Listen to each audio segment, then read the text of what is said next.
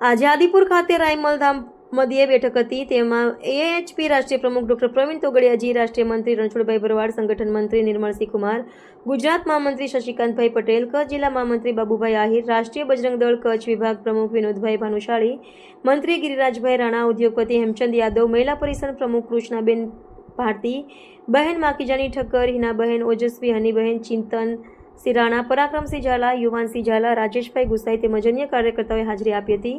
પૂરા દેશમાં 1 લાખ હનુમાન ચાલીસા ચાલુ કરવાનો સંકલ્પ રાષ્ટ્રીય બજરંગ દળને આદેશ કર્યો હતો અને હિન્દુએ 3 દીકરી કે દીકરાઓનો જન્મ આપો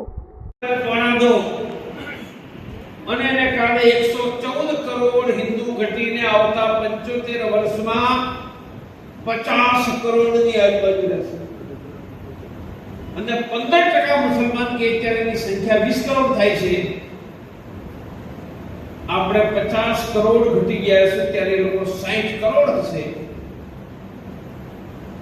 બધા કલેક્ટર, એસપી, સીએમ, પીએમ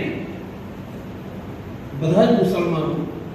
શરીયતનો કાયદો અરબસ્તાન જેમ લશ્કર પોલીસ એના હાથમાં.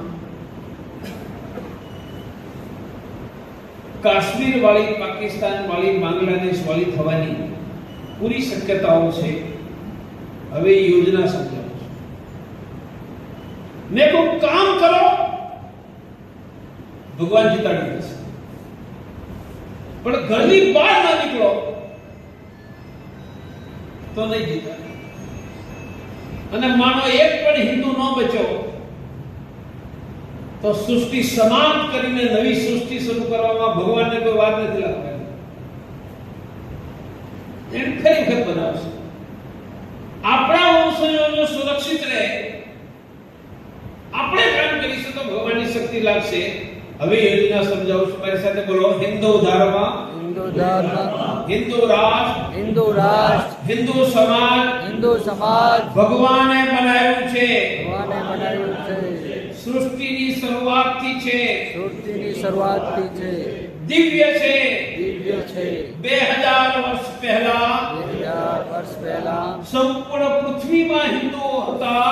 પૂર્ણ પૃથ્વીમાં હિન્દુઓ હતા. આજે સંપૂર્ણ પૃથ્વીમાં હિન્દુઓ નથી. આજે સંપૂર્ણ પૃથ્વીમાં હિન્દુઓ નથી. હિન્દુઓની હત્યા, લૂંટ, હિન્દુઓની હત્યાનું ધર્માંતર, પલાયન થયું છે.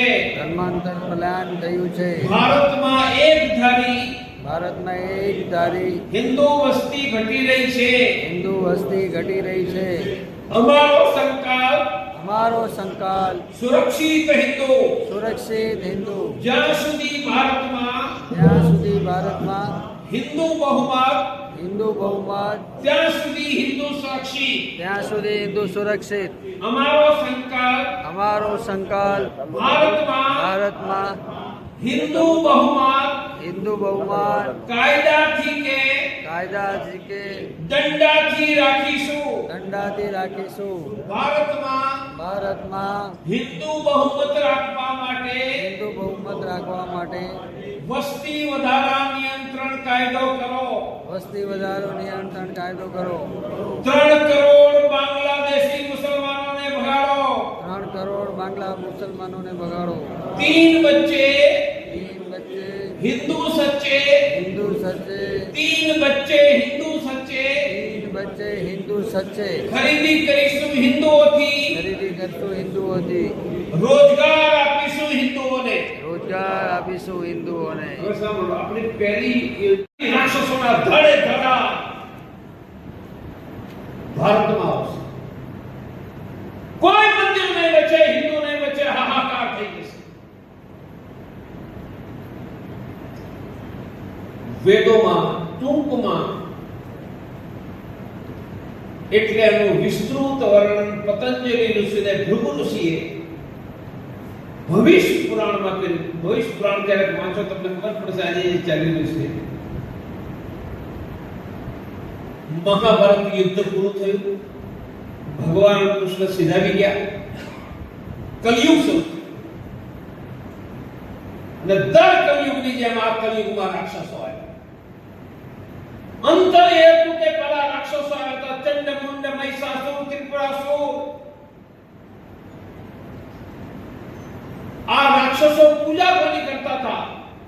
એ બ્રહ્મા વિષ્ણુ મહેશ ત્રણમાંથી એકની જ પૂજા કરતા. આપણી પૂજા અને રાક્ષસોની પૂજામાં કોઈ અંતર નથી. એ દુષ્ટ કર્મ કરતા હતા, પણ પૂજા તો આજ ભગવાનની કરતા. આમાંના કોઈ પણ રાક્ષસે મંદિર તોડ્યું હોય તો મને શોધીને બતાવો. 18 પુરાણ યજ્ઞનો નાશ કરતા હતા. કે યજ્ઞ એનર્જી ક્રિએટ કરવાની સિસ્ટમ થી, એટલે દેવતાઓ પાસે એનર્જીની સિસ્ટમ ન વધે, યજ્ઞનો ધ્વંસ કરતા હતા. મંદિર નહોતા. સ્ત્રીઓના અપહરણ કરતા હતા. બળાત્કારની એક પણ ઘટના. અને આ કલિયુગમાં રાક્ષસ આવ્યા. મહાભારતના 2000 વર્ષ પછી